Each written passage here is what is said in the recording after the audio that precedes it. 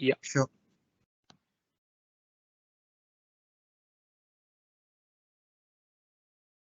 So, Prashant, you can start. Yeah. Okay. So good evening, everybody. Welcome to the Future Ready Talent mentoring session today.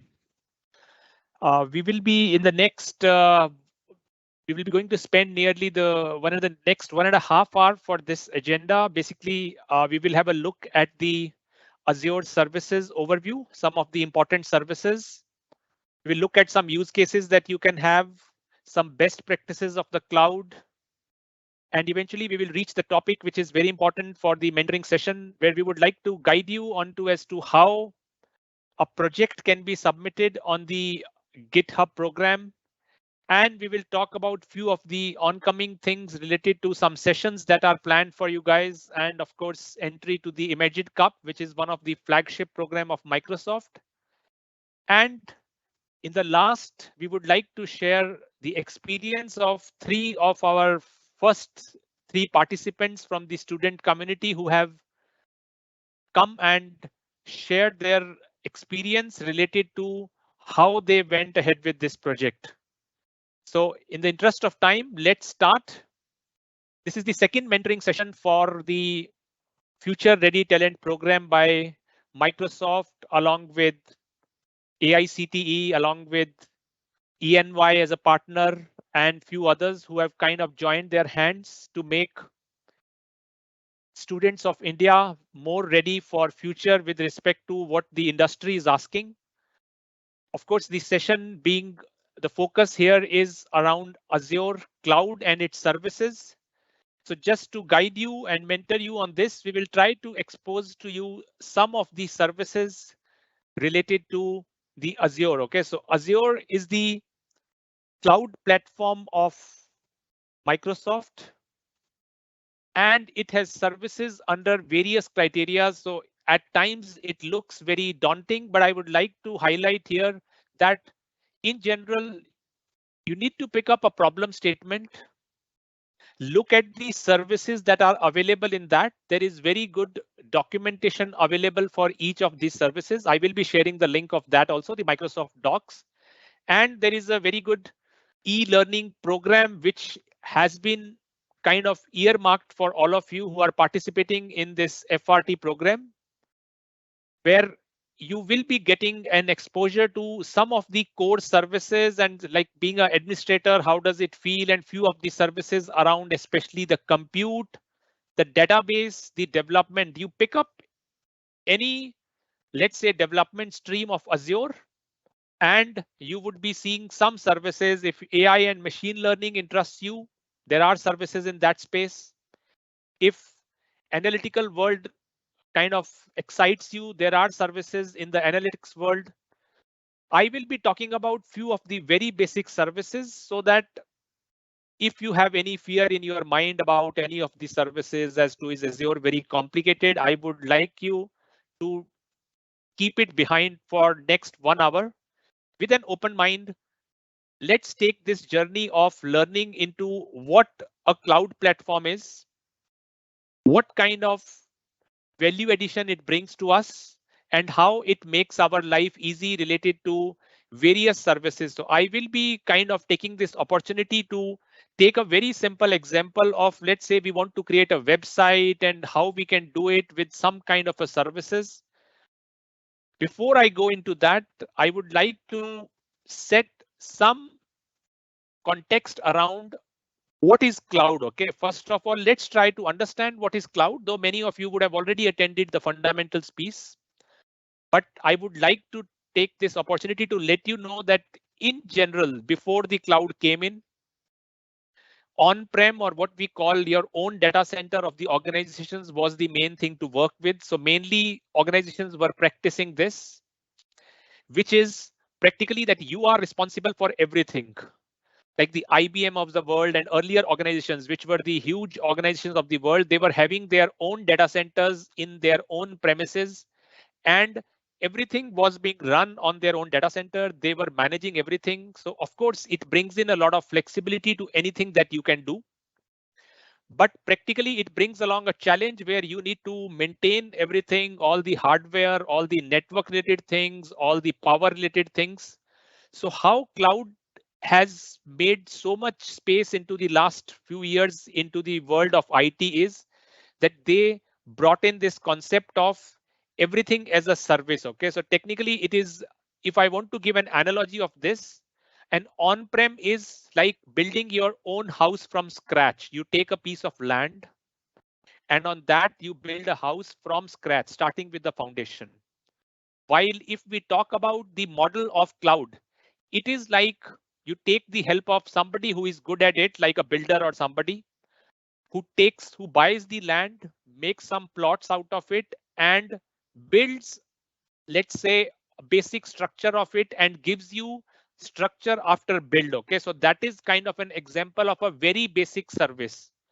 Now remember, even in this analogy, if I want to take it to next step, it would be like you would like, let's say, a very basic bare shell to be created for you in the house analogy, and everything else you want to do, like the, let's say you take just the apartment basic structure, and in that if you want to do interiors as per your choice as to what color you will do, what kind of, which room you will use for what things and all that, that flexibility is left to you. All the furniture development, everything is yours. So the same thing in the cloud world is called infrastructure as a service. This is a very popular term, IaaS.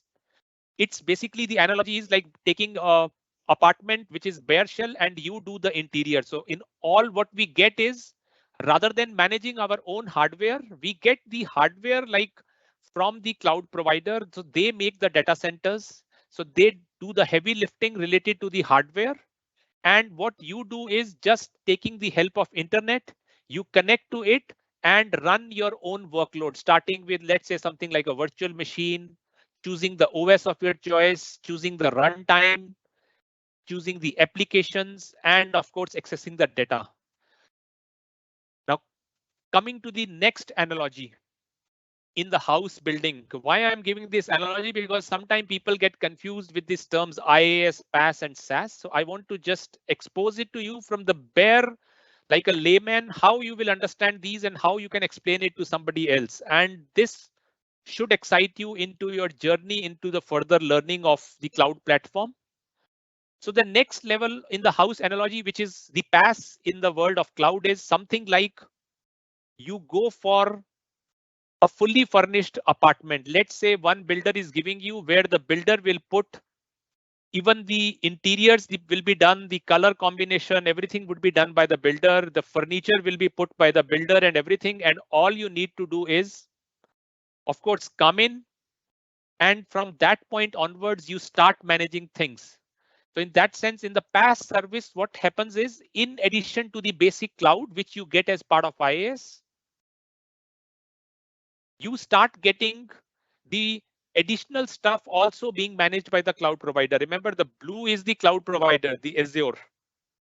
So in case of PaaS services, even you don't need to even bother about creating the virtual machine or choosing the OS most of the time, and runtime means any kind of application like a web application or database, whatever. All you need to do is bother about your own layer of application. So what it does is, it basically takes away some of the flexibility in this layer. Just like in the house analogy, if you take a fully furnished apartment, many of the things are pre-decided by the builder. Compared to that, in this model, the world of IT, it is like some of the things are already pre-decided because they know what is the workload you are going to run. Let's say if it is a web application, so all you need to bother is about your application code and who will access it. Now, eventually, cloud providers realize that there is also some overhead in this also, and a lot of cloud people who were, or organizations which were using cloud, they wanted even higher level of services. So if I build forward the analogy of, let's say, the housing example, this would be the next level in the world of cloud is SaaS. So what SaaS brings in house analogy would be something like you go and check in into an hotel. Remember, in that case, the flexibility that you have is much less compared to, but you don't need to do anything. Practically, there is nothing, no kitchenette, nothing. You just order what you need, you get it. Somebody comes to your room as a housekeeping, does all the changing of the, whatever the bed sheets, the towels and everything, and cleans the thing every day, let's say. So the similar thing in the cloud world is what is called a SaaS services. A good example of it is Office 365. You all must have seen it in your, let's say, colleges also, which are applying these. So this is purely software as a service where you don't need to bother whether your Excel, whether the MS Office you are running, or the Outlook, or the Teams platform as an example with which you are connected right now. Where is it running? Who is taking care of the compute, networking, storage, any kind of machine, in which OS it is running, and what technology they are using? It is not something that I need to bother about. All I'm bothered about is, let's say, whoever is accessing it. So right now we have given you all permissions to access this. So you are able to come, join us and attend this. So an example of that is SaaS. So remember, more you move from the left to right side of the house, what you are getting is less and less management overhead. Okay, everything is being managed by the cloud provider and giving you more time to focus on what is important to the organization. The more you go from left to right,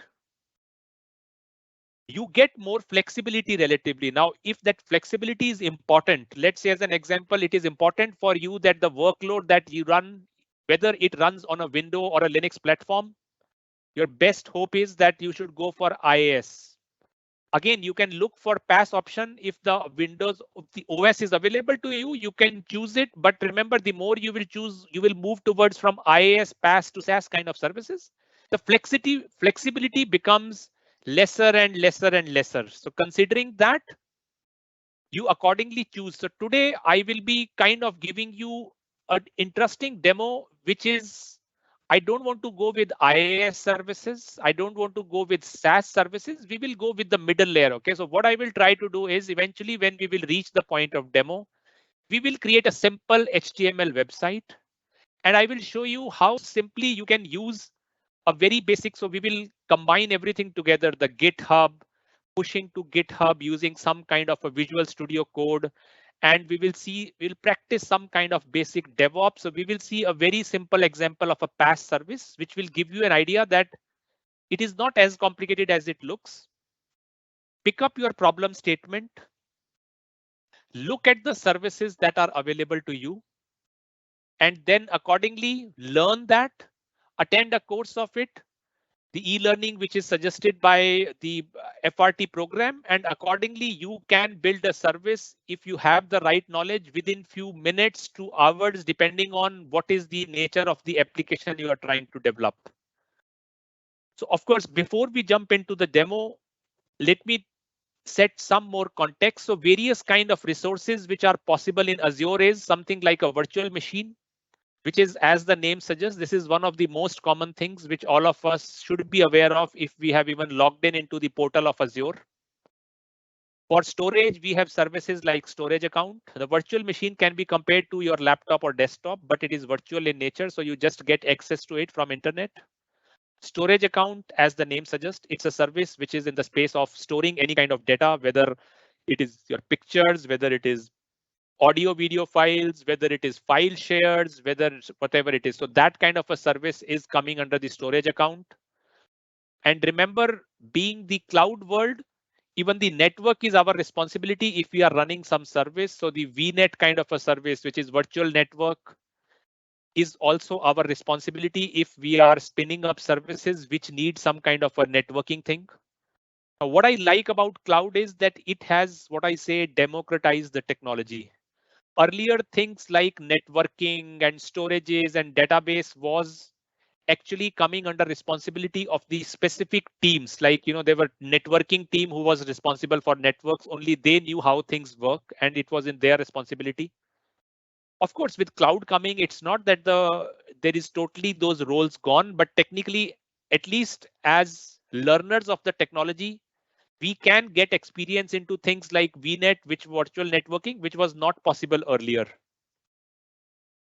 Then comes interesting things which are in the world of PaaS, okay, platform as a service. Now, this is a pure infrastructure as a service. Virtual network is pure infrastructure as a service.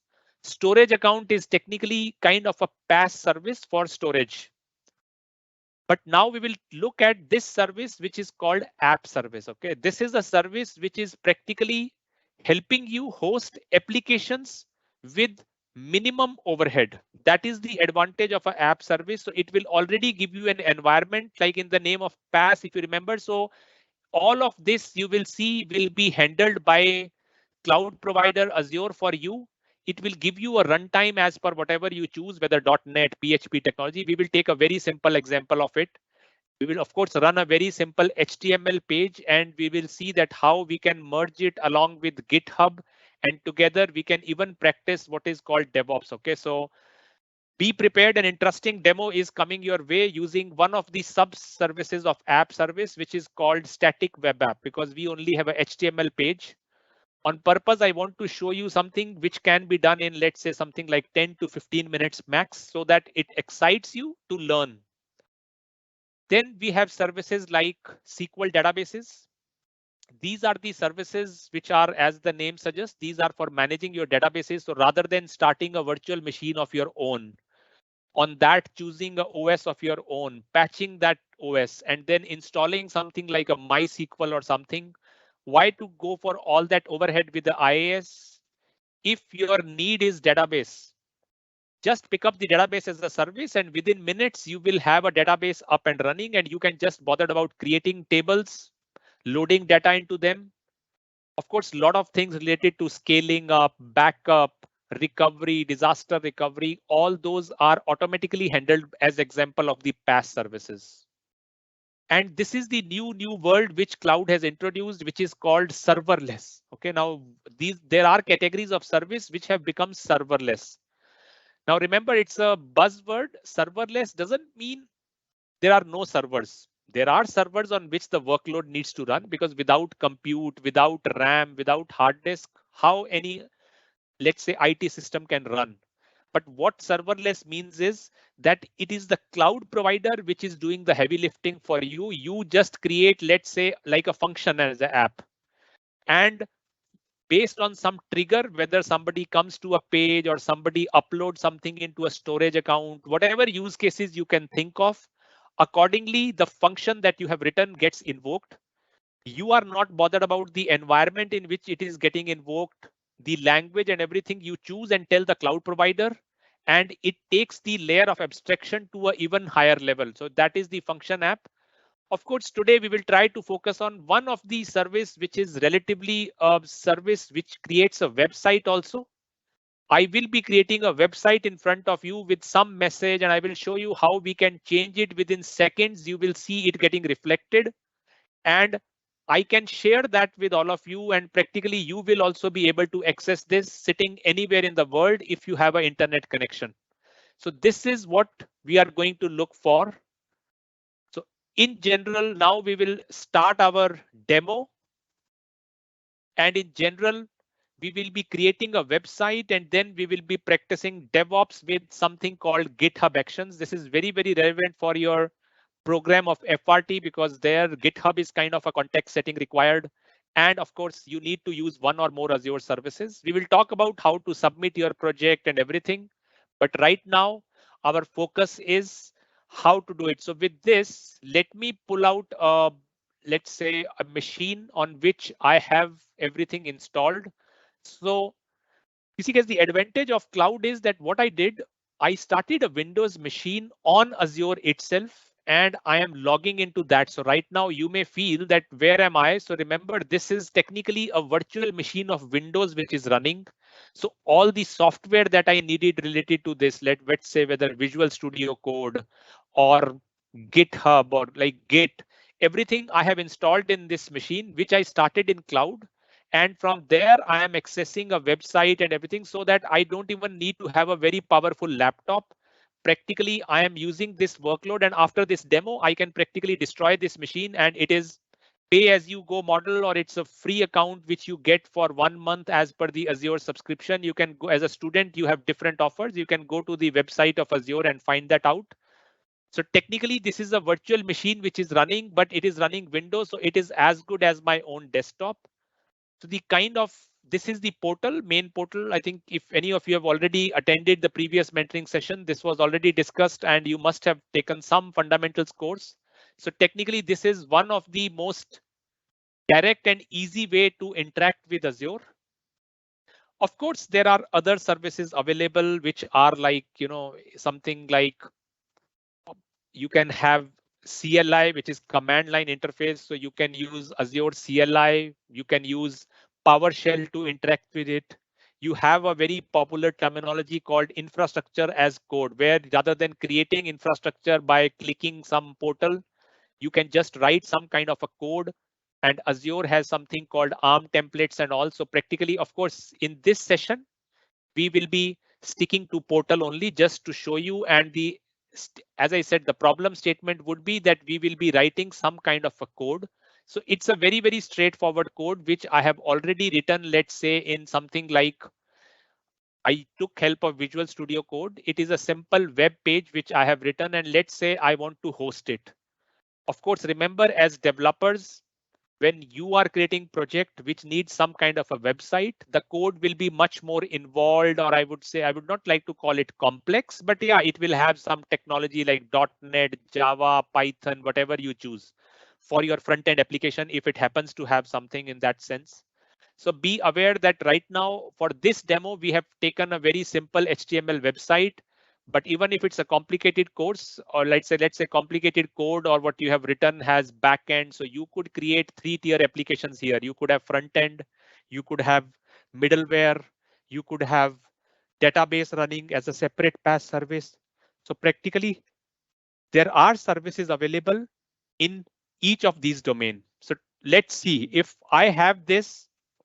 One way is I can, of course, directly push it to Git, let's say a service, but I would like to in between involve also GitHub. So from scratch, let me show you what if I want to do. So I will create an empty repo in the GitHub. This is something which is important for you also, that whenever you are ready with your project, whatever your files that you want to share and everything, you will need to do. So I'm kind of combining a GitHub demo. Along with that, we will try to kind of push the files here. OK, so let's say if I want to, you will need to, of course, log in into your GitHub. If you don't have an account, you can create it. So let me quickly sign out so that I can show you what kind of experience you will have. So this is the landing page of GitHub. GitHub is the source code repository for a solution for sharing your code, sharing your project with the world, including this program FRT also heavily has a tie-up with GitHub, where you will need to upload your artifacts and everything eventually on GitHub. So you need to sign up for it. So technically, I already have an account here, so I will just log in into that. So once you have a user ID password with which you authenticate, it is a free service. You get this, and of course, by default, it may be a blank place. You may not have any repository. A repository is something like, you can call it a folder. OK, so it's pretty straightforward, very similar to Windows world. So let's say I want to create a new repository because this is a fresh project. I'm ready with my basic code and I want to share it with the FRT team for evaluation. And also you will just create a new project, give it a name, let's say something like FRT demo project. So you can give it the name. Of course, this should be a name which should make sense depending on what is the problem statement you're trying to solve. What is accordingly give it a relevant name. I am just giving it a name which is because it's a demo project, but this should be a name which should make sense and tell you something about what this site does, or what your problem statement was, which you tried to solve with the help of the code that you have written. So technically, you create a repository, which is like you create a folder. You can give it permissions, public, private. Normally, of course, I will keep it public only because, again, this is just a demo project. But let's say if you have code, which is something that it's like an enterprise code, which is their IP, you can't share it. Nobody else can access it. So you can choose private repo, in which case you will need to authorize the person who can access, who cannot access. Then there are few additional things. I think there are a few hours of learning of GitHub. We would like to go over it because right now in this demo, we are just trying to show you all you need to do is click that create repository button and you have a empty project ready. It is as simple as this. And let's say if your files are in some place of whatever where you have written the code, okay, technically you can take those files and upload them here through this interface itself. Okay, so technically speaking, of course, there is a Git way to do it. I will be showing you both way, the Git way or the way from here. So technically you can upload your file here from this interface. But the right way to do that in general is relatively you should be exposed to these, and how GitHub is trying to help you is that practically it is trying to even show you what are the commands that you need to push your files to Git. So in general, these commands are pretty straightforward. Let's say I will go to my Windows where I have my project already written, the simple project that I had. So let me go there. So I will go to this project folder, C drive, let's say users. And I will go to the folder, which is the, let's say something like website. And I will open here the command prompt. And on purpose, let's say I will do something like there should be a folder called .git. I will remove that. And let's say on purpose, I will do git init. Okay, this is the first command that you can do. This makes this folder a repository. I do git add dot, so all the files get added. I do git commit -m added files. So all these commands, guys, are written here. Okay, technically they are all written here. What do you need to do? Git init, git commit. Again, there are few branches thing which you do. If you want, you can handle it, but I'm showing you bare minimum. You just add the files, you commit the files with a message, and you do git push origin master. And it basically kind of, let's say, git init, git add, git commit. Does not appear to be a git repository. Okay, let's see whether I ran a git init, right? Yeah, git init. So the git push. Okay, let's see, git remote -v. Okay, I need to add this. So git remote add, or this command, you see it's already written here. I forgot this, so you can always refer here. Just take this command and I will say copy and push it here, and let's say git push origin master. You see, even if you go wrong, it will tell you there is nothing which is appearing. And practically, of course, I have already authenticated on this machine, so it is able to push the files, and suddenly you will see if I will refresh this folder, practically the file exists here. Okay, it is as simple as that. So technically you can see that while we were talking, in less than 2 minutes, I created a fresh repository in GitHub from my Windows folder where I had the location. All I needed to give was these 4 commands, something like, let's say, initializing the Git project. These are all mentioned when you create a new project. It clearly explains you what you're doing. So all you need to do is something like git init, git add, git commit, and then you do git remote add, and then do git push origin master, give your user ID and authentication key, and practically whatever files you wrote in it. So mine, in this case, there are few additional files, you can ignore them, but mainly let's say like this HTML file is the one. And now I will take help of a PaaS service to practically host this website within minutes for me. So if it was a IaaS, remember what will I need to do? I will need to take a virtual machine. On that, I will need to install, let's say, OS for that matter. Let's say I happen to choose Linux for whatever reason. On that, I will need to install some kind of an application web server like a Apache 2 or something. And on that top of it, I will need to push these files into the var www HTML folder or whatever is the relevant folder of the web server. And then only your website will be up and running, and you will be responsible for managing that. Your virtual machine is up and running. It is secure. You have to open network. Everything is your responsibility. So in that sense, out here, let me show you how simple it is if we take help of what is called the PaaS service of, let's say, a cloud provider. So I will go to Azure portal. Of course, I will need to do my homework before I go to this service, that which service I will do. Before that, I will need to take my business problem statement, of course, write a synopsis for the project, get that approved. In parallel, do the self-study for the e-learning hours of whatever is mentioned in your FRT website, learn, get exposed to all the applications, further study from, let's say, the Microsoft documents, pick up your problem statement. After that, pick up your services. Very soon, we will be introducing you to the two of the people who were the first ones to complete this project and get successfully, let's say, cleared for this internship program, and they will be getting the certificates and whatever is in store for them. And for that only, we are trying to guide you that it is not as complex as it may look to you. If you are open to learning, I showed you right now within whatever 10-15 minutes, I have already created a GitHub.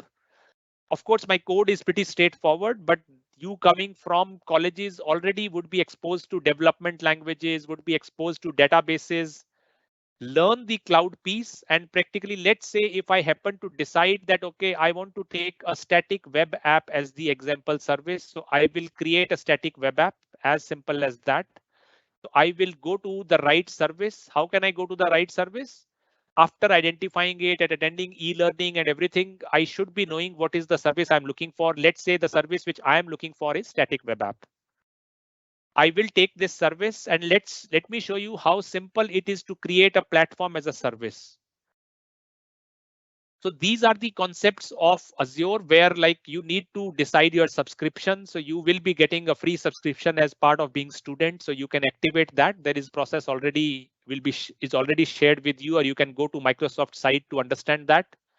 Practically, this gives you $100 credit for whatever duration that is mentioned there. So that is because remember, it's a pay as you go model. So cloud providers like Azure needs to understand who you are, whether you are authenticated to use this service or not, right? Because even though it looks like virtual, it is very similar to you go and buy something on Amazon, right? You have to provide your credit card details or something to buy. Of course, there it makes more sense because most of the time we get something physical. But out here, remember, in this world, it's like virtual, so nothing comes physically to us. But because we are using these services and it is costing Azure somewhere in the data centers of the world where they are hosting these services, the servers, the power, the cooling, everything, networking, everything is their responsibility. So they need to know whether you are authorized or not. So along with the Active Directory concept of whatever this AD, you will need to go. And the next logical concept of any resource that you create in Azure is the resource group. So let's say I will create a new resource group. We will give it a name. Let's say FRT demo RG. Okay. So I will give it some name. Think of it like a Windows folder, right? Whenever you want to create a file, it gets created in some folder. So resource group is like a folder for your storing any kind of service you are creating. Now, remember, this is a website, so you need a publicly routable domain name. So I will need to give it, let's say, demo website for FRT. I will give it some name. Of course, then it needs to understand what kind of a plan you are looking for, hosting it and all, which region in the Azure you will be doing it. So let's say I will be choosing some region where this service is available. And after that, I will be associating it with GitHub. So remember, I right now created a GitHub account or a service, which is, let's say, where is it? Let me close this. Yeah, this one, FRT demo project. So I will, let's say this is the project which right now has my folder. So technically I will come here, sign in with GitHub. I will give my username. I will give my password to authenticate myself. So I want this website to pick up from, let's say, my this web app. Okay, so technically this is what I'm doing. So I have been associated with my GitHub account, this service. And with this, I will choose P. Beniwal. The repository, remember what was the repository I created? FRT demo project. So I will choose the same repository here, FRT demo project. I will choose the branch of the GitHub and I will say review plus create. OK, it is as simple as this. I will just click this create. And by the time this will end, within next few minutes, I will have a publicly routable website on which any of us can go and we can see it. So let me show you right now. If I will go to browse, of course, right now what it is showing you is the default page, but you need to wait for a few minutes because remember, it is going to interact with my GitHub. It is going to clone that repo behind the scene. This is the beauty of the PaaS service. I don't need to bother about all that. I will just wait here and let's see if that page comes here or not. OK, so I am just waiting here for it to appear. This is the beauty of platform as a service. Remember that analogy of house example. This is like kind of a fully furnished house. I just need to come and manage, not much before that. So let's see, very soon it will display my web page here. OK, so let's wait here for a few seconds while this is getting automatically pushed. We can monitor it also, technically speaking. So if I want, I can look at it, what is happening here. How do I look at it is, let me now expose you to also this within the GitHub. We have a functionality which is GitHub Actions. So remember, the action is playing a role here. So technically, when I did that link with this GitHub, this workflow has got generated. This is doing the build and deploy job. OK, so technically, OK, this has failed. Let me just try to quickly see why it has failed. OK, let's see if our thing is successful. Let the other one fail. That's not my problem. So we will see here. You see, practically you have Hello to Future Ready Talent mentoring session on 8th December. This is the code that I wrote here. OK, so let's see. Let me show you where was this code. You see, this is the code I wrote. And right now, if I share this link with all of you, technically, you will be able to access this link. Anybody who has the internet can access this. And let me show you the final piece of this demo where if I go and change something in, let's say here, OK, so let's say hello to Future Ready Talent mentoring session on 8 December 21 and some new changes here. All I need to do is save these changes and taking the help of the IDE, I will just commit these changes. Earlier, I showed you the git init, git commit way. Now it is much more simpler. All I need to do is commit. And if everything goes well, this will get pushed to the right repo. Let's see what happened. OK, I will do, it is saying first do a git pull because there is something that is fine. I did that and let's say publish changes.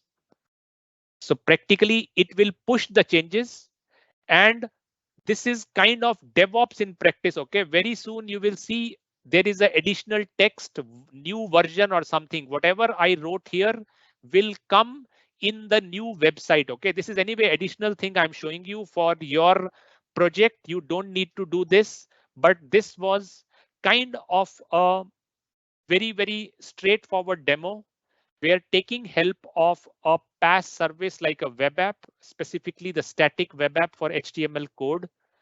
Within span of, let's say, around half an hour, slowly I did everything. So let me just quickly explain you what we did. OK, because normally one picture is worth 1,000 words. So let me try to do a whiteboard here. So OK, I am on that remote. Sorry, I didn't realize. So I will do just to explain you what we did. So what I did is we have our code in, let's say, VS Code in our local. So this is Visual Studio Code. Using that, I created something in the GitHub, a repository. I am pushing the code to GitHub. And I have linked the GitHub repo to a PaaS service called Static Website of Azure, Static Web App. This is a PaaS service which already has this. So this is like, let's say the technology here is HTML, doesn't matter. And practically it gets hosted here and I am accessing this service from Chrome of mine. And now this chain goes on. The moment I push any code to GitHub, it automatically gets reflected into this service. So this is a very, very simple example. Let's see if everything went well. We should see the new version coming here, okay, in this website. Let's see. You see the new version. So this is as simple. Now, this is how the big organizations practice. Of course, their code would be much more involved. They would have middleware, they would have database. A lot of things are required for practicing the constant, what is called integration, continuous or deployment. Anyway, those are advanced concepts. You can get hold of that also because industry is heavily practicing those things. With this, I think we are done with this demo piece, and now we will try to give you few more information around what is in store for you. So let me move ahead in the presentation. So let's see. Yeah, so we gave this demo where we created a static website and we created DevOps with GitHub Actions. Okay, they automatically, I didn't need it to do anything. The moment I set it up, it uses this GitHub action, which is the kind of a continuous integration practice. So with this, we are more or less done with whatever we wanted to cover into demo. Now, a few more things around what cloud brings. It gives us high availability because remember, you have regions concept, you have availability zone concept. It gives you scalability because they have a lot of resources at their disposal. So practically, they are trying to give you services as per you need. You can create it in any region of the world where the Azure is available. And sitting in India, I right now created a website in the US East region, right, which is thousands of kilometers away. I don't need to buy anything, buy a server space there and buy a server and get it delivered, power it up, nothing. I just have a website which is hosted in the US East region. It can help me if there is a disaster. I can move this website to another region. It is highly elastic. You can make fault tolerant systems, and cloud brings in agility. If you don't need things, you can bring them down. And of course, security. It is highly secure. Of course, said that, remember, security is a joint responsibility, not just cloud providers, as we saw in this. It's a joint responsibility where they will be responsible for whatever you have told them by default. You should be practicing what is called principles of minimum privileges. You should only be allowing the people who are supposed to access to it so that there cannot be any misuse. Now, how do you choose services is practically you can do full decision making. You can start with such a thing. I will share this link on the chat window basically. So it's like a link with which you can, let's say if you have a need depending on your workload, you can choose what kind of a service you need. Okay, so let me just quickly show this to you. So you can have this as to if you have every full control you want, you could go for virtual machine. If you are okay with some kind of a, let's say, lesser control, you can go for app service. Then you have Azure functions. You have what is called the Docker container. This is also another important thing which I personally suggest that you should learn. This is becoming heavily popular. Then you have services like Kubernetes. So again, this will look very daunting initially, but eventually once you will be patient, read through it, learn things like what is Kubernetes, what is Docker and everything, and you can decide it. On the same note, you can have decision making for your database services. So there are so many database services available. Let me share the link of this also. So technically, these are all links coming from Microsoft where you can decide if you have a relational need, the SQL database. If you have non-relational need, you could go for something like a Cosmos DB. If you have a document DB, MongoDB, Cassandra. So cloud as Azure is very, very rich in providing services. Whatever you can think of in general, you should be finding some kind of a PaaS service. If you don't have a PaaS service, you can always choose IaaS, start your own service, install your own software, taking a VM kind of a thing, and accordingly take a call. So with this, I think more or less we are set with the context. I already showed you how do you submit this on GitHub, how do you create a new repo. Only one additional thing I want to share with you is that in addition to creating this repo, eventually, let's say this is the final website that you have up and running. As part of this process, you should be going to your repo. Let's say whatever was your repo. In this, you should be opening it, and on the right side, this about, it is very important. Click on it, and out here, of course, you should write what it is doing and put the link of this website which is kind of hosting your code, so that when it is being checked, it can be validated that, okay, is this working? So right now, if I put this and somebody will come and try to see whether, okay, this is the code that I wrote for whatever the problem statement I picked for the project. If the person will go and click this, he or she should be able to see what is. So you should have a running application to kind of be getting cleared for your one of the conditions for being, let's say you have done the project. So be aware, it's a very small thing. All you need to do is go to the repo that you have created. I already showed you how you can create fresh repo, how you can push files into it. And the one final thing that you should do is put this link here. Now with this, in general, before you are submitting your project, see to it that you have put in all the details on the orientation tab, everything that in the FRT website. You have watched all the industry videos, the 4 or 5 of them. You should have undergone all the self-learning, whatever the 192 hours or whatever the number of hours of program. You should have activated your student developer pack, and you should have added Microsoft Azure as a skill on LinkedIn. And eventually, once you will do all this, then only once your synopsis is cleared, you will have your final project submission tab that will get activated. Now, another thing we want to highlight based on the experience, we are seeing that a lot of people had very good idea. They were okay to submit the project, but due to exams or whatever other things they had, though it is still highly suggested that if you want the credits and everything, you should be submitting. If you want the credits, let's say, which are by AICTE for this internship project, and you want the virtual internship certificate, both of them, in general, this was the program which was all about that you should mandatorily complete all the e-learning, which is on the FRT website. You get your project synopsis submitted and approved, and your final project submitted and approved. But based on a lot of what we saw the trend, what is additional thing we are trying to come up with as this FRT program is that, let's say if you are not interested in taking these credits for whatever reason, or you're not able to meet this criteria of completing the 192 hours of e-learning mandatory, we still suggest that you should take it because it will help you in learning and deciding upon the project. But still, technically, if you are not able to do it, for sure you cannot get the credits. So there is a plan with which you can do without credit, but you will still get your virtual internship certificate signed by Microsoft. And if and only if you do project synopsis submission and get it approved and get your final project submitted and approved, if this happens, you will be getting the virtual internship certificate. So please take a note of it.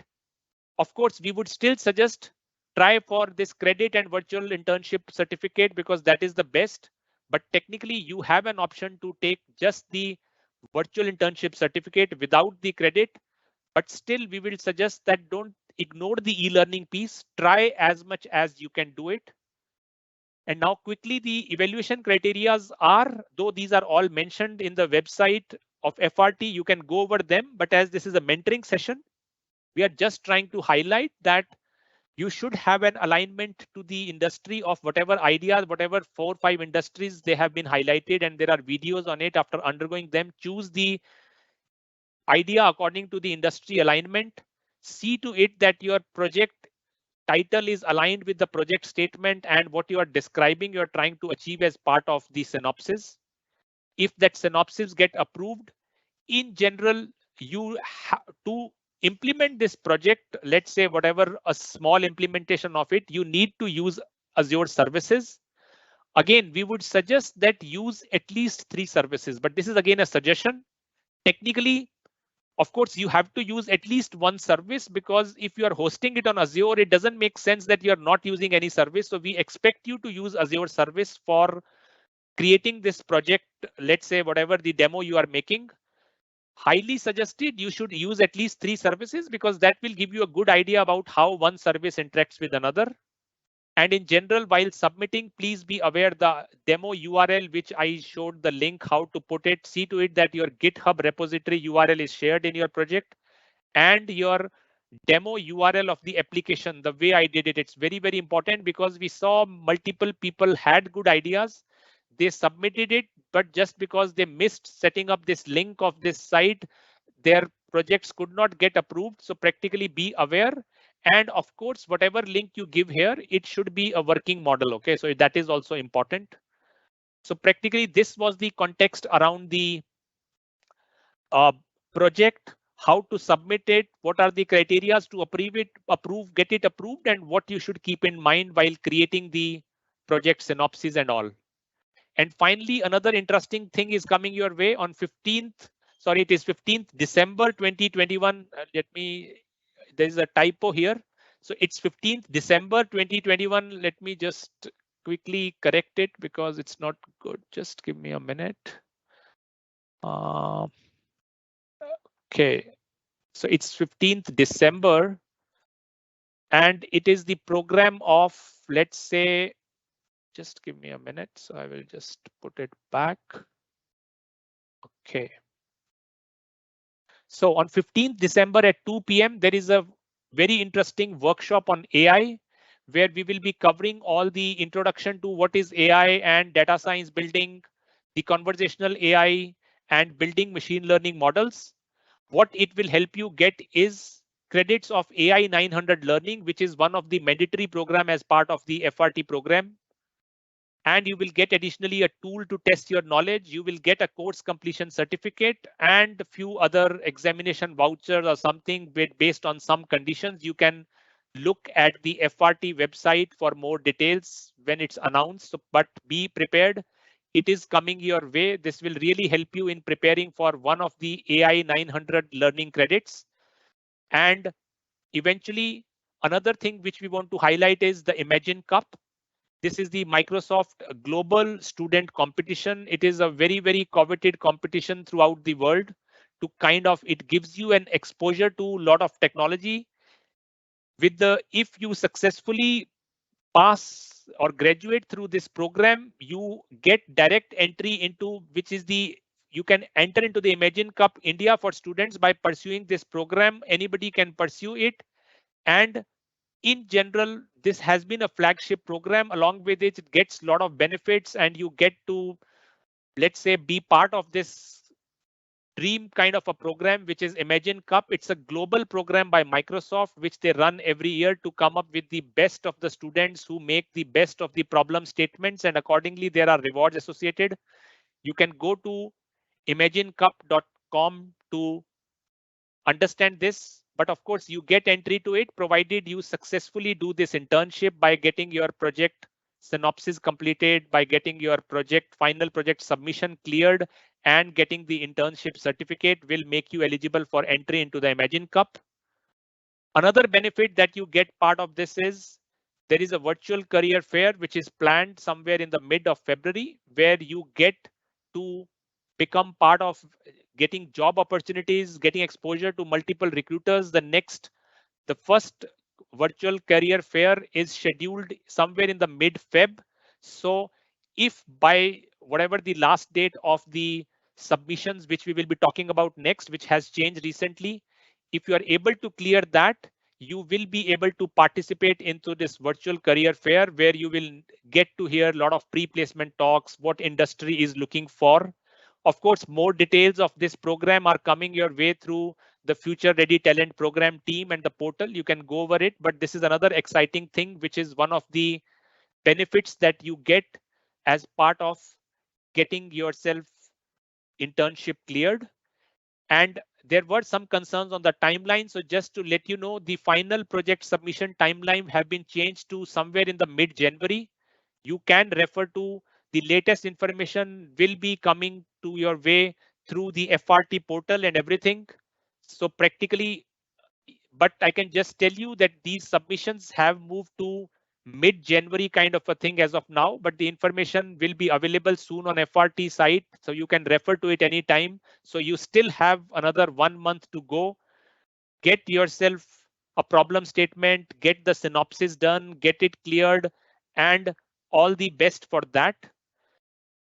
And now with this, I think we have reached a point where I have talked enough, and the gist of everything that I've showed you is how simple it is to do the GitHub project creation, the repository, updating your code there. Of course, the code still needs to be written. The problem statement still needs to be defined. The relevant Azure web services or app services or whatever Azure services you plan to use as part of the problem statement, which you wrote in synopsis. Learn them through e-learning, which is available to you as part of the FRT program. And in general, once you are ready, get the project submitted. If it gets approved, you are eligible for all the benefits that we talked about. And now with this, I think we would like to share with you experience of two of the early people who are one of the first ones to submit and get themselves their project certified. So we will be bringing them on board. So we have two of our students who are amongst you, Aryan Mahindra and Payal Soni. We will be putting them one by one, where they will be sharing their experience of how did they undergo the project, how did they go about it. Maybe I will ask them one or two questions if required, if there is something more which we would like to understand.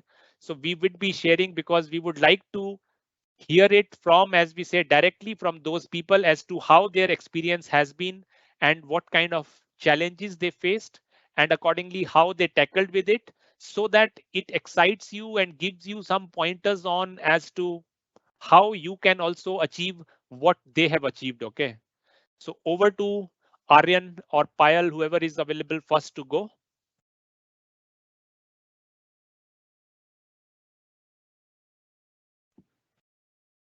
So Hello. we have Aryan who'll go first. Okay. Over to you, Aryan. Okay. Everyone can hear you now. Sure, ma'am. First of all, hello everyone. My name is Aryan Mahindra. I am a BTech undergrad at NSIT in Information Technology branch. I am really excited to share my experience with you all. So the project I picked was a blockchain-based skill set verification system that can help reduce the time spent in conducting competency checks by the organizations, right? So the skill verification build more trust in the skill and the competency management within the organizations.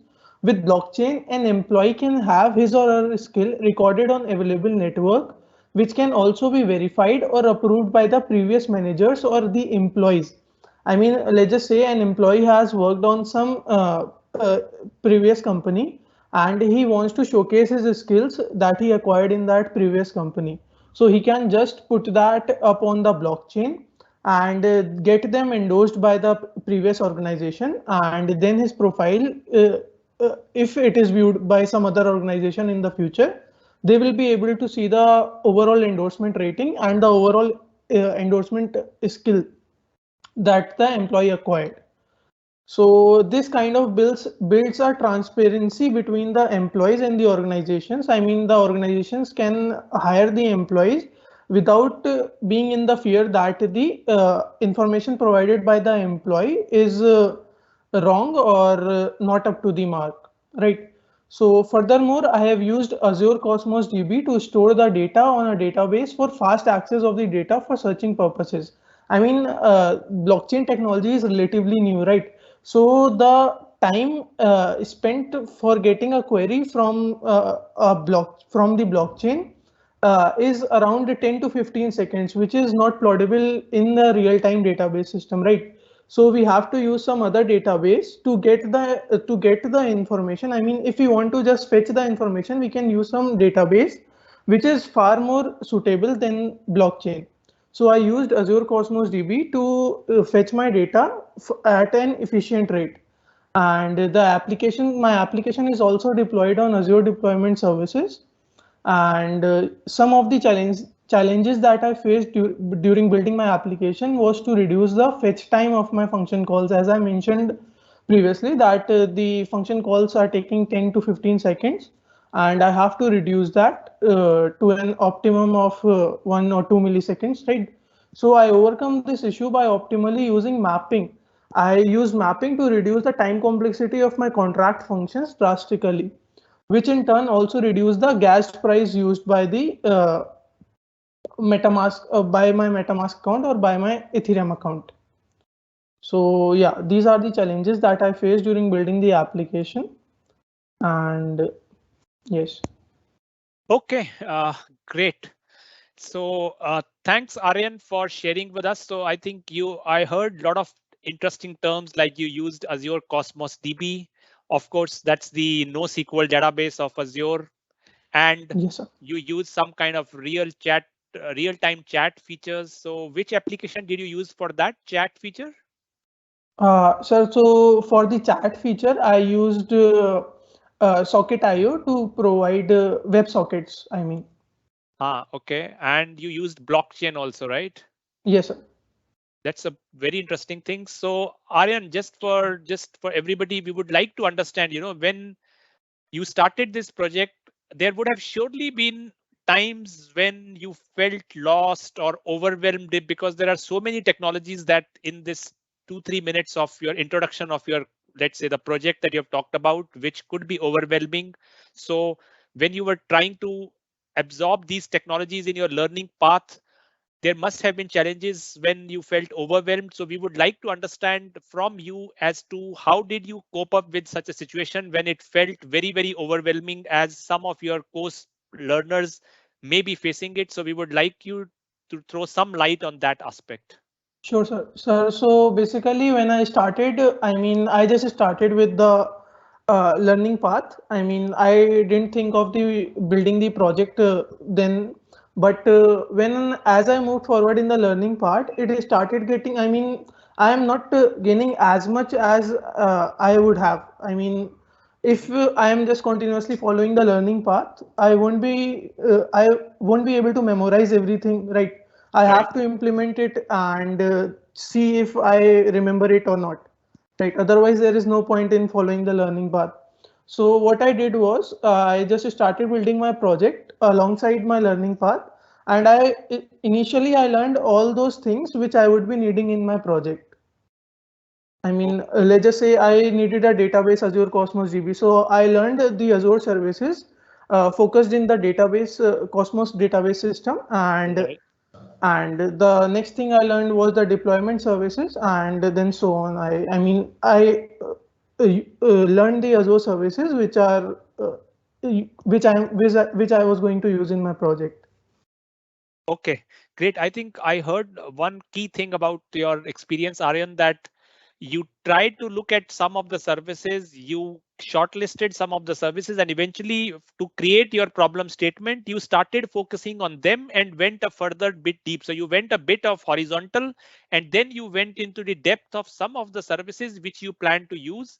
And on need basis, you learned few more new things about them and unnecessarily didn't go through the whole learning till you don't need to use that feature, right? That was the approach I believe you took. Yes, sir. Great. That is, I think, really good idea. And in general, another one thing which kind of confuses me or excites me is that considering there are so many services, like hundreds of them, which are available, and many of them have overlapping functionalities, like within the database space also, you have Cosmos DB, you have SQL database, and then you have Postgre, Maria, Cassandra, so many things, right? So technically, how did you go about deciding the most suitable services that should be used within your project? What kind of an approach did you take for that? So, sir, I would be honest. So basically what I did was I just searched on Google, which would be better related to my project. I just wrote a query on Stack Overflow because right now I am not that right? I'm not Right. I totally there understand. to select my database. I mean, just compare it with everything. I mean, I haven't used everything, so I am not sure which would be better. Right. So I just wrote a query on Stack Overflow, and they suggested it. It would be better like so. And yeah. Okay, great. Thanks for the honest answer, Aryan, because if you would have said I looked at all the databases and eventually made a chart of it as to which one is better, will not look very honest answer. So I think, okay, Googling and Stack Overflow is not something that we can say. But again, we know in this era where Google comes in our mind for everything. So for sure, Google helped you, though they are competitors of Microsoft, but that's okay. You know, Google is in a space we are using it for search, so that's fine. So thanks a lot, Aryan, and congratulations for successfully getting your project certified, and all the best on this exciting learning journey of cloud. Anything else you would like to share as a final note? Mm, yeah, all the best to all the other candidates, and yeah, have a great journey. Okay, Sure. thank you, Aryan. Thank you, Thanks. sir. And the students who are logged in, if you have, because Aaron is like one amongst you, if you have any question for Aaron, quickly, if you want to put it into the chat window. Yeah, please. Aryan, I hope you are able to look at the chat, right? Yes, sir. Yes, sir. Okay, let's see.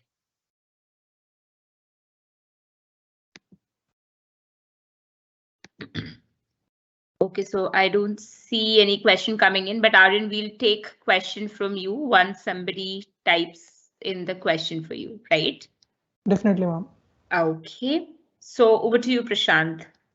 Yeah, so thanks, Gunjan. So let's see, guys, over to now we will bring in the next successful candidate who has done it. And congratulations again, Payal, over to you. We would like you also to share your experience, and then let's see how it goes. Good evening, everyone. I hope I am audible. Yeah, you are. Please go ahead. Okay. So, firstly, I would like to thank you, FRT Group, for inviting me on such opportunity to come upon this open platform to share my experience.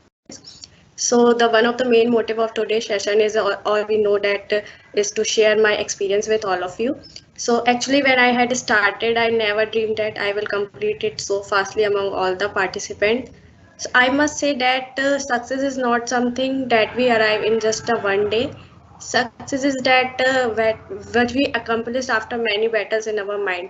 For example, when I have started, I got something in my mind stuck with me that I am not able to do some task, or whenever I was facing issues in deployment part, or I was facing some errors, then I thought in my mind that I'm not able to do it, I must quit. But that was the time where I did not lose hope. I must to be honestly on my mind that I'm able to do it, I will definitely do it. So that's the time where no, not even a second we did not lose hope. So the firstly milestone was for everyone is industry sessions and some courses which were provided on Azure portal itself. So these courses are already aligned in order of difficulty level. So all we can follow that order itself. I also followed the same order for completing that courses, but sometimes faced difficulty in some particular module or getting bored of monotonously reading modules. So then I switched to do some practical work by implementing what I have learned so far. So what you can do is simply you can go on Azure portal and try exploring it by yourself that you have been learned so far. So that's how I have do it. And if in some point I was getting error while practicing on Azure portal, so what you can do is simply you can go on any browser and just copy it and paste that error. There are a lot of blogs on Microsoft Learn itself that will also help you to getting out of that error. So I have followed this thing. I must say all of you should do that. So next milestone was a project. It is very important to choose a project topic which is not only aligned with that 5 domains which are given in project. For example, someone is choosing financial technology. if you select that, firstly assuming that yeah, this domain is looking cool, I should work upon it. So there is a chance that you will quit in some time whenever you were facing some issue, or you will have not interest in that domain. So it is important that to choose a domain of your interest. So this domain for me, I have choose educational domain, and I have choose a topic for event management system. So uh, I will not talk about much on it. So I will suggest that everyone need to choose a topic which is of your interest. So I for after it, you what you can do, project planning. So most important factor there is a project planning. All of you must plan everything of your project, like a structure of your project before starting coding part. So whenever you will think about the project structure, you must be very clear about the technologies part, what are the technologies you have to use, and it will also help you to choose as your technologies which are you have to fill in project synopsis. So it will be when you will be clear about the tech stack which you are going to use in your project, so it would be easier to choose Azure services also. So after project synopsis, it comes to project deployment. As I have already told that whenever I got some difficulty in uh, deployment of project, so you can do it. Uh, Whatever the error comes, you can just copy and paste it on any browser.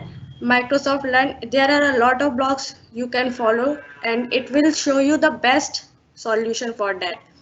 So but what you going to do is what you did not lose hope, and you must believe in yourself that you can do it, and it is the key of success.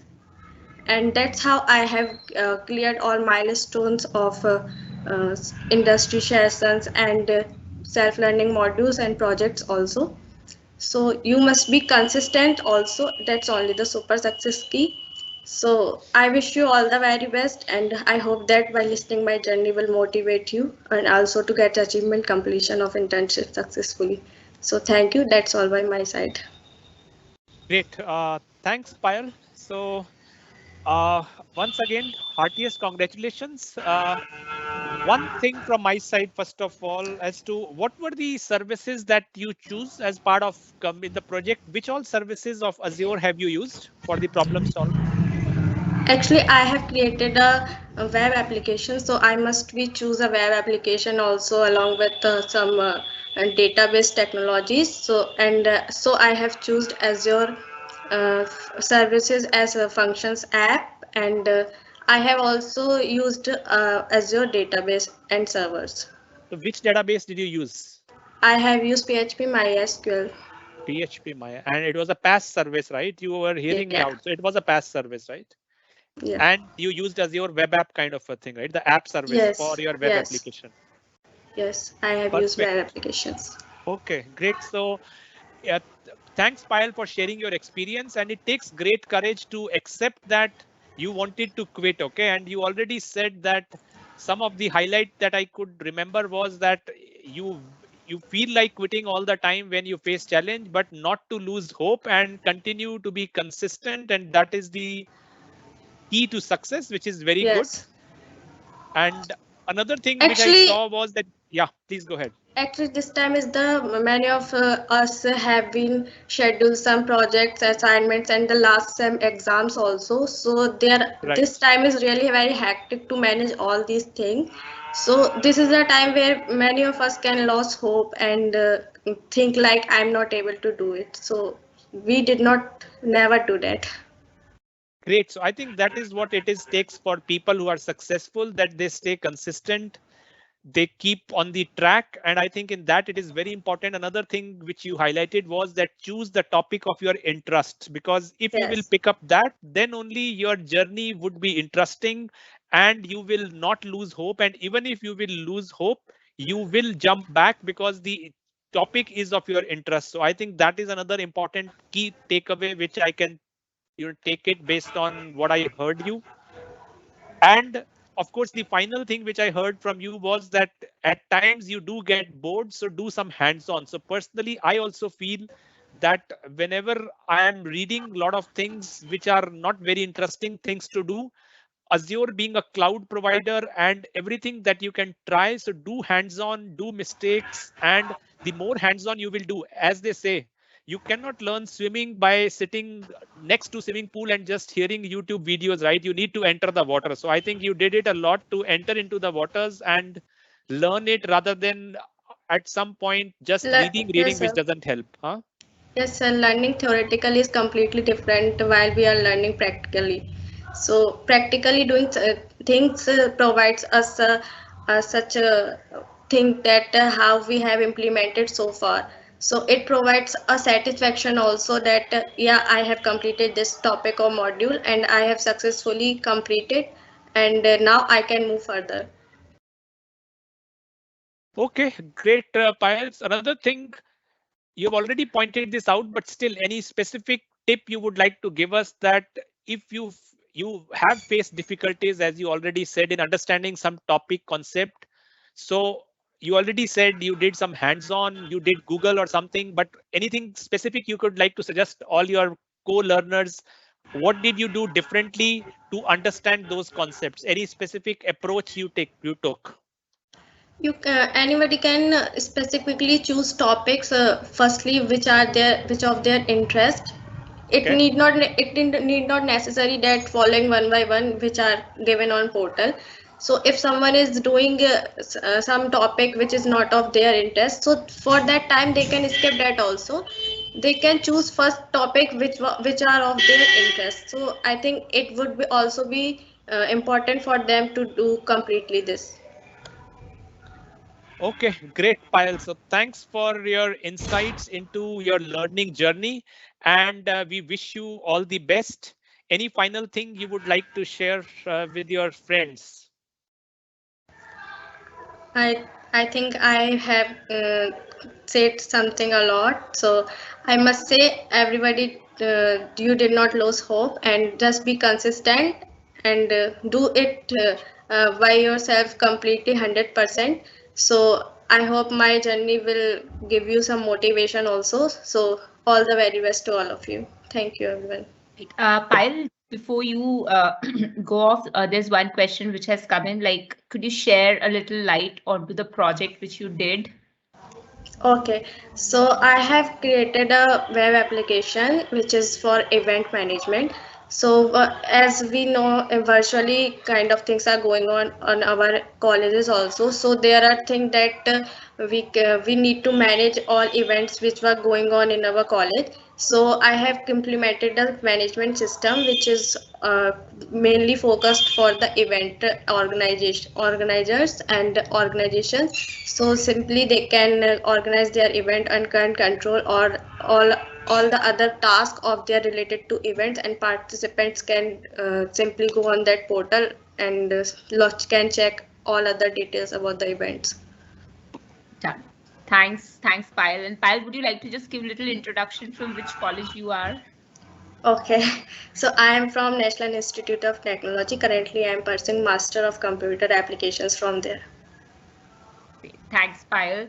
And thank you so much. Thanks, Aryan. Also, there are a lot of questions that have come in. Maybe we'll send these questions to your way. And students, you can connect to Payal and Aryan on LinkedIn also. And you can ask those questions from them over there. Okay, sure. Yeah. Thanks, Payal. Prashant, one question which is consistently being coming in. Students who are from non-tech backgrounds, they are asking that how they can build a project because they come from the complete non-tech backgrounds, right? So how they can build something with the knowledge which they are acquiring through Future Ready Talent Program. Okay, sure. Thanks, Kunjan. So it's a very relevant question, guys. So what I can suggest you, remember, guys, I will share my own experience because even I had 20 years of experience, but remember the cloud is relatively a newer phenomena. So personally, I feel that if you are coming from, let's say, a non-IT background, you happen to be from some stream which doesn't have computer science in your subjects. Still, I don't think in this era of where everything is available to you and exceptly a platform like FRT, the approach that I would suggest to you is that first of all, guys, doesn't keep that thing behind you that you are not from a technical background, because that will only bring you down. Be positive. I would suggest before you jump into the technology of Azure, for that matter, try to get exposed to one programming language. Doesn't matter which one, okay? On purpose, I will not suggest one particular language. Why I'm saying so? Because remember, at the end of the day, it is technology which you are trying to get exposed to.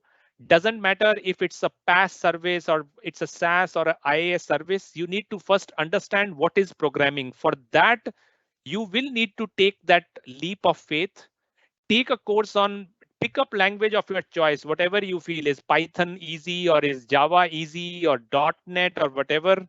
Of course, being Azure, I think you can pick up .NET if you want to put your hands into the Azure, because this being a Microsoft technology, again, I don't think you need to become experts of a programming language, but more the concepts of why do we need to declare variables, what's a for loop. So once you have some hold over the technology, because remember, at the end of the day, any service that you will pick up, any database that you will pick up, another thing which I would suggest is get some exposure to Linux, because Windows we all know very well, but Linux is something which industry heavily uses. So if you want to stay relevant or want to get into IT space, learn some basics of Linux. And what is good about cloud is that you can start virtual machines of Linux and learn that.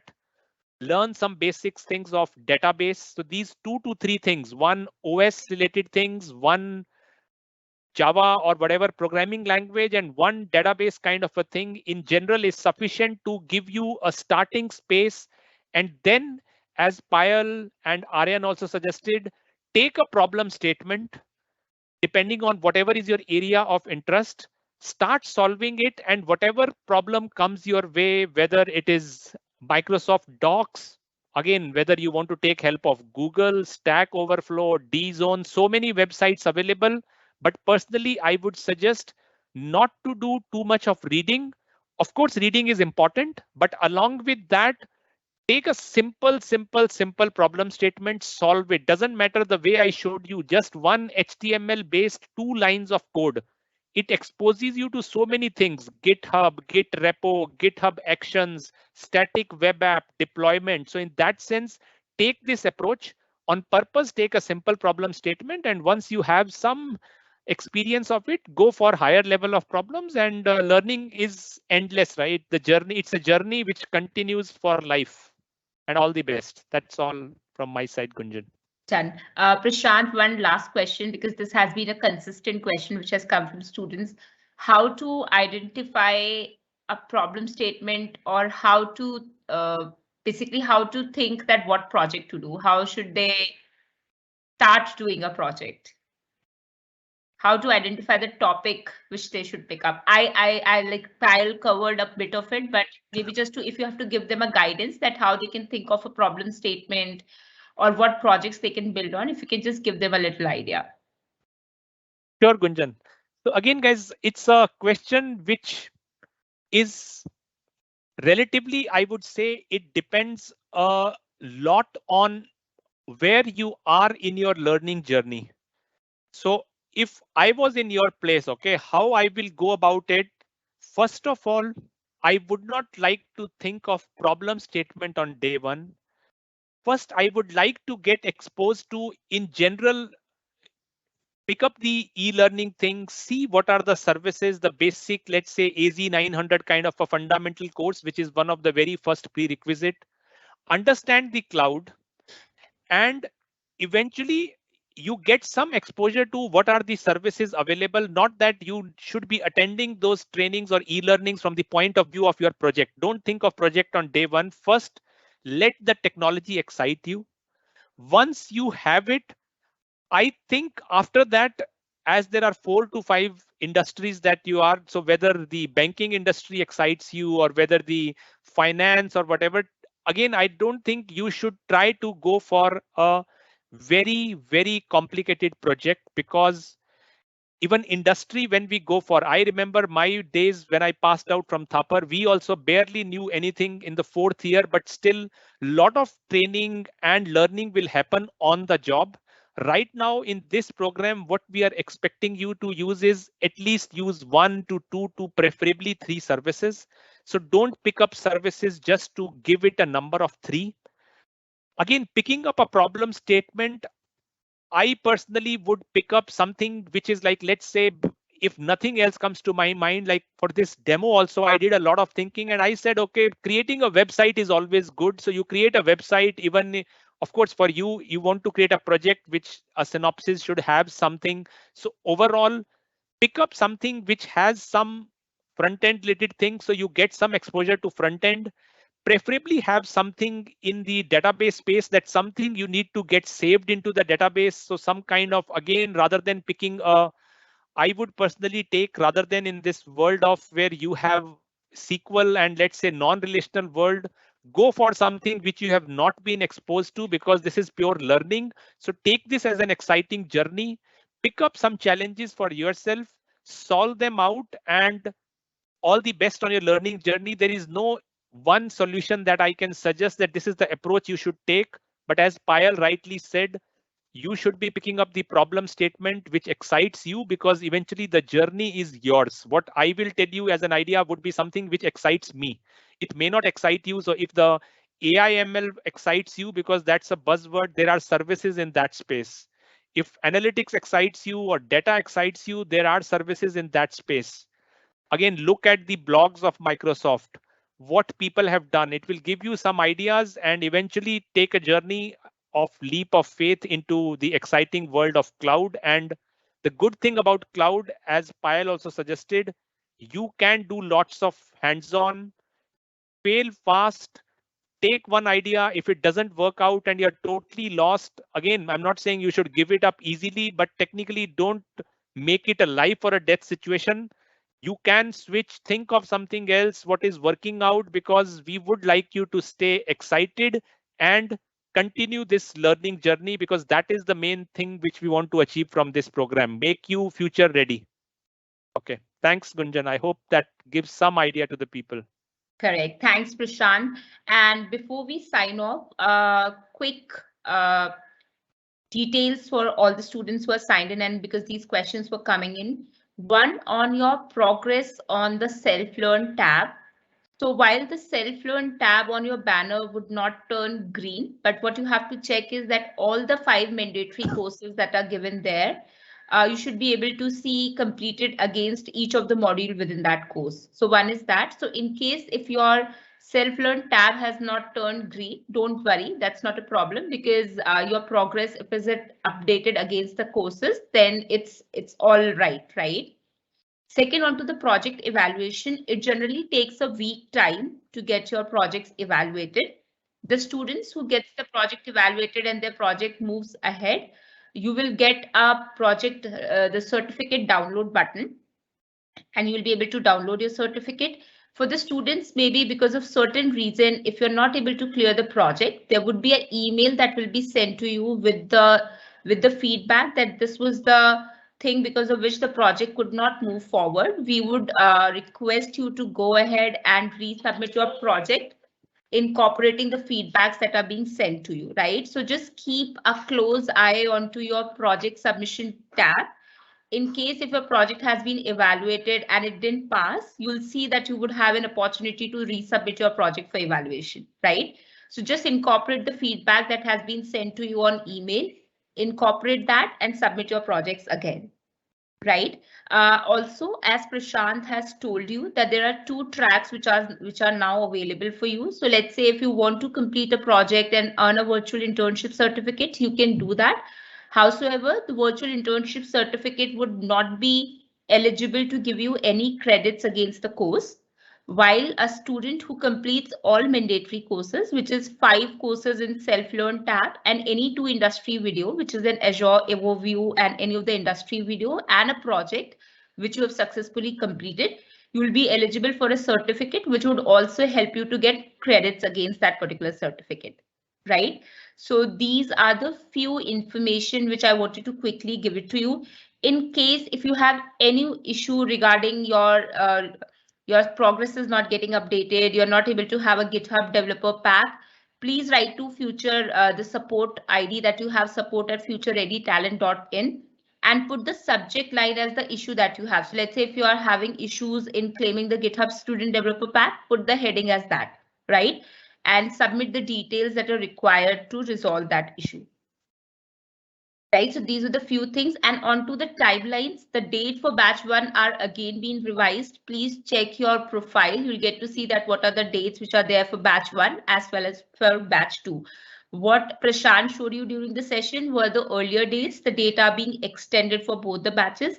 So just log into your Future Ready Talent profile and just check that what are the current dates, right? And all the best to everyone. If you have any question, you can always write it to support@futurereadytalent.in. It might take that sometimes the response is being delayed, but stay assured you'll get the response to your query. Plus, you can also post in your queries onto the GitHub discussion forum. So all the best. Thanks, Prashant, and thanks, Aryan. Thanks, Payal, for coming and sharing your experiences. Students, one of the students asked this, so I'm just announcing this. All of you would know that the first 1,000 successful project completions will be getting a Azure t-shirt.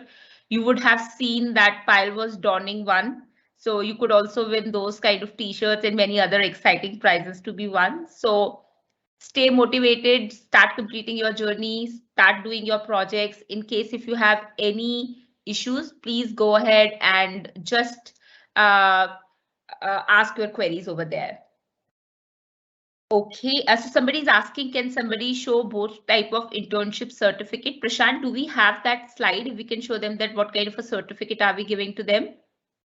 I don't think I have it, Gunjan. If let me see if the certificate is available on the website.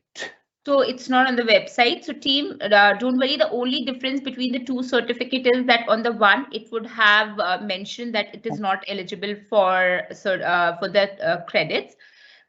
Each of the certificate would be signed by NASSCOM as well as Microsoft and would have a AICT blessing also onto that in the form of the logo, right? So while we don't have a certificate template which we can show to you right away, but this is how the certificate would look, and you would soon see that Payal and Aryan would be flaunting that onto their LinkedIn profile. So you can just keep checking their profiles. Okay. Done. And for claiming the goodies, the project has to be cleared. Okay, so in case if you submit the project, it doesn't pass, then you have another opportunity to resubmit your project and get the goodie. Right. Okay, so that's it from our side. Keep looking at your emails. We keep sending you all the information and a lot of other information insights onto your email. So just keep hooked onto your email, log into your Future Ready Talent portal every day and keep learning. Thank you, everyone. Thank you, students. Thank you. Okay. Bye-bye, guys. All the best.